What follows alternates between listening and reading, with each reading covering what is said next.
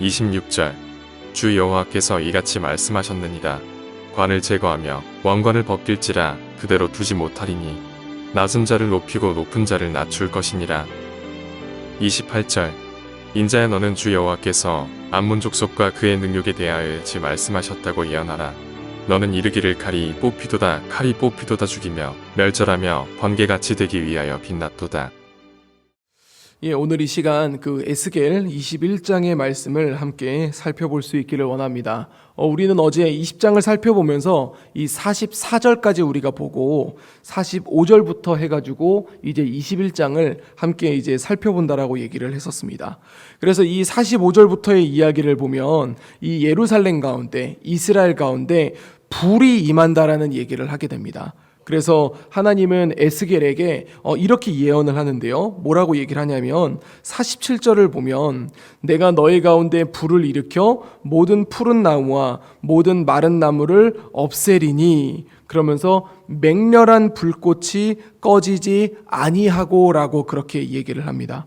그 얘기는 하나님이 이제 이스라엘을 향한 심판을 하게 된다라는 것을 그렇게 나타내는 것이죠. 그러면서 이제 21장에 그 심판에 대한 이야기를 지속해서 설명을 하게 되는데요.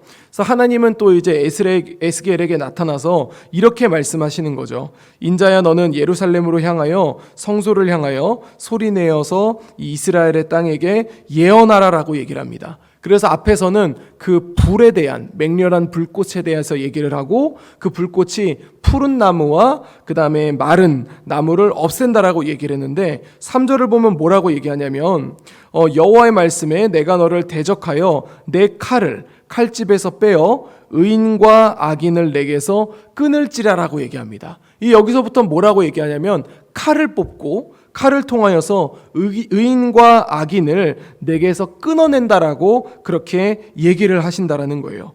그러면서 이 칼을 칼집에서 빼냈다라는 표현을 하는데 그 얘기가 뭐냐면 심판이 시작됐다라는 그런 이제 의미를 가지고 있습니다. 그러면서 5절을 보면 모든 육체는 나 여호와가 내 칼을 칼집에서 빼낸 줄을 알리라. 칼이 다시 꽂히지 아니하리라. 그 얘기는 뭐냐면 계속해서 칼이 칼집에서 나와 있는 거지 않습니까? 지속적으로 심판이 일어날 거라는 것을 그렇게 나타내고 있는 거예요. 그러면서 하나님은 에스겔에게 뭐라고 얘기를 하냐면 탄식하라고 이야기합니다. 왜요? 하나님이 심판할 것이기 때문에. 그 다른 것이 아니라 하나님이 심판하기 때문에 그 무엇보다 강한 심판이 될 것이고 그것으로 인하여 이스라엘은 엄청난 고통에 임할 것이기 때문에 탄식하라고 그렇게 얘기해요. 어느 정도로 탄식하는가? 허리가 끊어지듯 탄식하라고 그렇게 하나님은 6절에 그렇게 얘기를 하고 있습니다. 이 에스겔이 탄식을 할 때에 사람들은 아직 심판이 일어나지 않았으니까 에스겔의 탄식을 보면서 물어볼 거 아니에요. 그래서 7절을 보면 그들이 내게 묻기를 네가 어찌하여 탄식하느냐 하거든 하고 할 때 대답하기를 재앙이 다가온다는 소문 때문이니 각 마음이 녹으며 모든 손이 약하여지며 각 영이 쇠하며 모든 무릎이 물과 같이 약해지리라. 보라 재앙이 오나니 반드시 이루어지리라. 그 재앙이 반드시 이루어질 건데 이것이 누가 하는 얘기인가? 주 여호와의 말씀이니라. 이 얘기는 하나님이 말씀하셨기 때문에 반드시 이루어진다. 우리에게 이 재앙이 반드시 오게 되어 있다. 이것은 돌이킬 수가 없다. 그렇기 때문에 나는 지금 탄식하고 있다라고 에스겔은 그렇게 이야기하고 있는 것이죠. 그러면서 이 8절부터 보면은 심판이 시작됐다라는 이야기에서 뭐가 진행되냐면 그 심판의 정도가 어느 정도인가에 대해서 얘기를 합니다. 그러면서 9절을 보면 인자야 너는 예언하여 여호와의 말씀을 이같이 하라. 칼이여 날카롭고도 빛나도다라고 얘기하는 거죠. 그래서 그 칼이 이 무딘 칼이 아니라 빛나는 칼이라고 그렇게 얘기를 합니다. 그러면서 10절에 그 칼이 날카로움은 죽임을 위함이요 빛남은 번개같이 되기 위함이니 우리가 즐거워하겠느냐 내 아들의 규가 모든 나무를 업신 여기는도다. 이 이야기가 어떤 이야기냐면 하나님의 그 칼은 어느 정도의 심판이냐면은 죽임을 위함이라고 그렇게 얘기합니다. 어느 정도의 부상이거나 어느 정도의 아픔이 아니라 이스라엘의 죽임을 위한 그런 심판의 칼이라는 것을 얘기하고 있는 것이죠. 그러면서 14절을 보면은요. 그러므로 인자야 너는 예언하며 손뼉을 쳐서 칼로 두세 번 거듭 쓰이게 하라. 이 칼은 죽이는 칼이라 사람들을 둘러싸고 죽이는 큰 칼이로다. 그러면서 손뼉을 친다라고 얘기를 하고 있는데 이것은 17절에 보면 이렇게 설명이 됩니다. 나도 내 손뼉을 치며 내 분노를 다 풀리로다. 그 얘기는 결국 뭐냐면 하나님의 분노를 나타내고 있다라는 것을 얘기하고 있는 것이죠. 그러면서 그들을 죽이기 위하여서 이 날카로운 칼이라는 것을 그렇게 하나님은 얘기하고 있습니다. 그러면서 18절부터 뭐가 진행이 되냐면 바벨론의 침략에 대해서 얘기를 하게 됩니다. 그러면서 19절을 보면 인자야 너는 바벨론 왕의 칼이 올 두 길을 한 땅에서 나오도록 그리되 곧 성으로 들어가는 길 어귀에다가 길이 나뉘는 지시표를 하여 그래서 어떤 길이냐면은 암몬으로 가는 길과 이 예루살렘 성에 이르는 길로 이렇게 표시를 한다라고 얘기를 해요. 근데 결론적으로는 두 군데 다 이제 바벨론이 치게 되는데 제일 먼저 예루살렘을 치게 된다라고 그렇게 얘기를 하죠. 그런데 이제 24절부터 보면은 하나님의 심판에 대해서 얘기를 하는데 예루살렘 먼저 치게 되면서 이런 일이 일어납니다. 26절을 보면요. 주 여호와께서 이같이 말씀하셨으니 관을 제거하여 왕관을 벗길지라 그대로 두지 못하리니 낮은 자를 높이고 높은 자를 낮출 것이니라. 이 관을 제거하여 그 왕관을 벗길지니라. 하나님이 세웠던 제사장과 하나님이 세우신 왕이 더 이상 세워지지 아니하게 된다라는 것을 이제 드러내고 있는 그런 표현입니다. 그러면서 27절에 내가 엎드러뜨리고 엎드러뜨리려니와 이것도 다시 잊지 못하리라. 그러면서 마땅히 얻을 자가 이르면 그에게 주리라. 이제 반드시 하나님이 엎드려뜨리게 할 것이지만 그러나 마지막에 하나님은 이게 회복이 될 수 있다라는 그런 이제 살짝 그 메시지를 주면서 예루살렘의 심판에 대해서 마무리를 합니다. 이제 우리의 본문은 28절부터 32절까지 암몬 족속에 대한 심판을 얘기를 하게 되는데 이 암몬이 이제 심판을 당하는 그런 이제 이야기를 할 때에 주님은 이런 얘기를 하십니다. 28절을 보면은요. 인자야 너는 주 여호와께서 암몬 족속과 그의 능욕에 대하여 이같이 말씀하셨다고 예언하라. 이렇게 얘기되어 있는데 그의 능욕이 뭐냐면 그 예루살렘이 심판당했을 때 암몬 족속이 즐거워했다라는 거예요. 내 옆에 있는 예루살렘이 무너졌을 때에 암몬 족속이 그걸 보며 슬퍼하는 것이 아니라 즐거워했다라고 얘기를 하는 것이죠. 암몬이 어떤 족속이냐면 이 아브라함의 조카 롯에서부터 나온 그런 족속이거든요. 그 얘기는 뭐냐면 이 이스라엘과 형제가 될 수 있는 이스라엘과 같은 핏줄을 가지고 있는 그런 이제 족속이라고 얘기를 할 수 있는데 중요한 것은 그 암몬 족속이 하나님을 따르지 않았다라는 범죄를 저질렀지만 또 하나의 심각한 범죄가 뭐냐면 이스라엘이 무너지고 있을 때 그 암몬이 가서 도와준 것이 아니라 그 암몬이 슬퍼한 것이 아니라 암몬이 내 옆에 무너지는 예루살렘을 보며 어떻게 했다라는 거예요? 기뻐했다라는 거예요. 왜요? 예루살렘이 무너지니까 이제 그 땅을 누가 차지할 수 있습니까?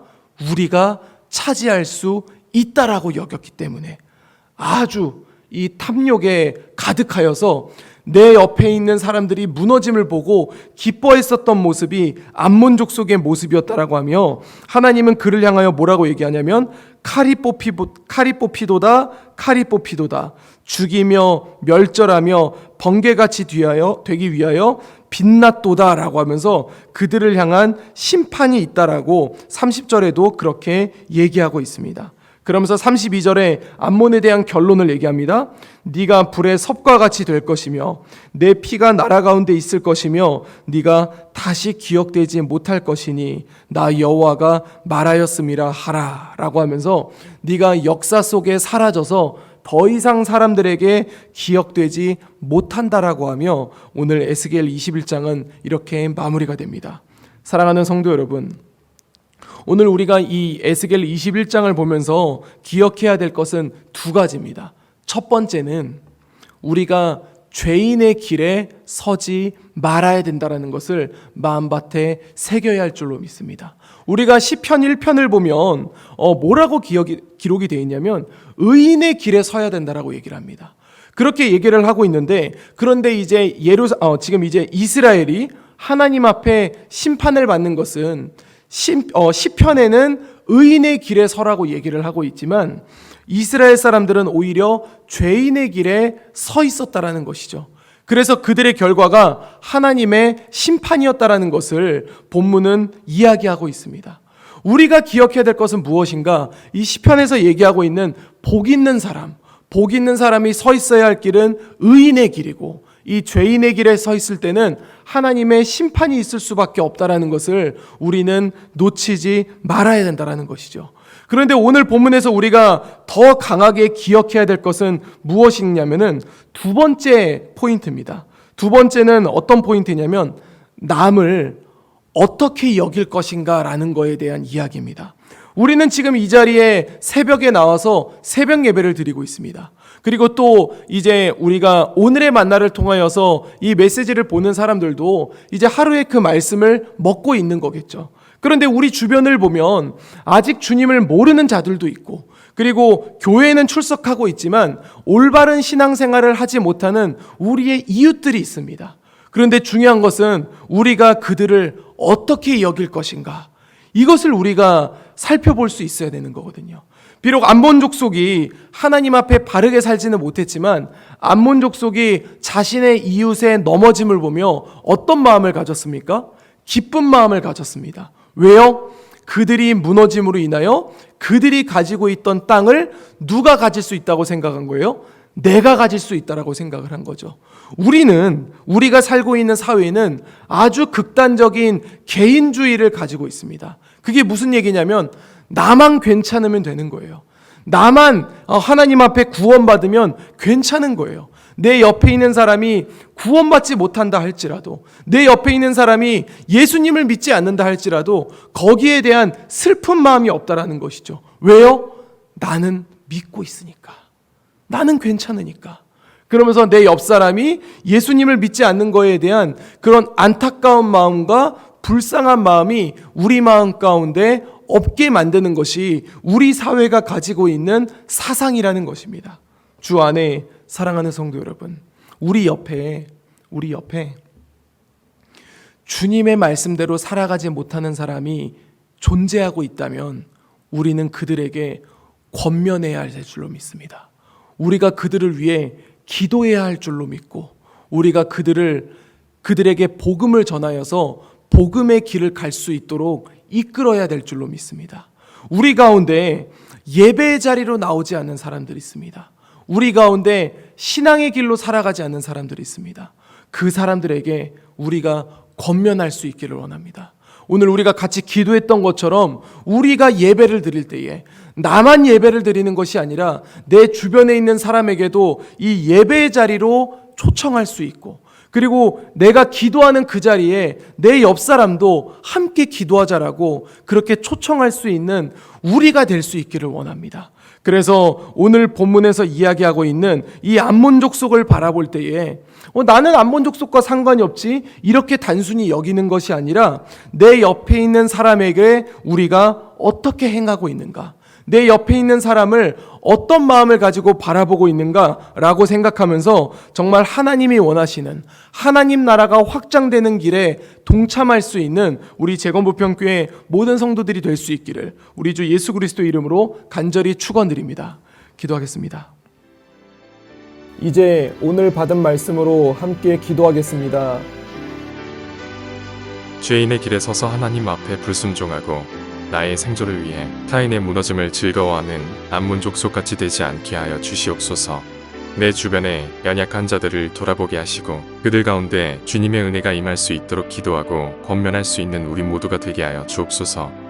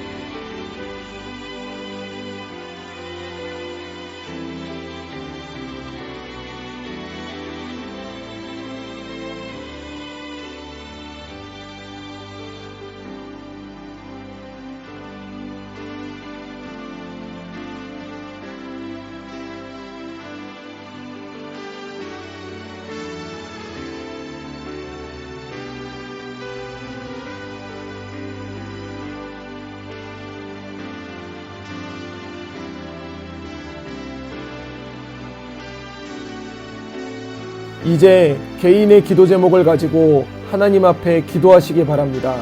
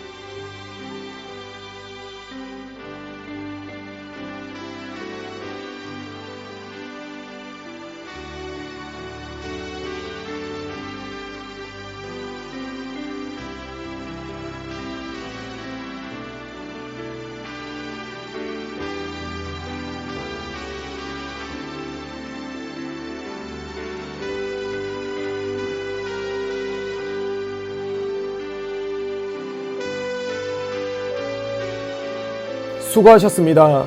오늘도 하나님의 인도하심 가운데 승리의 하루를 보내시는 우리 재건부평교회 모든 성도님들이 되시기를 주님의 이름으로 축복합니다.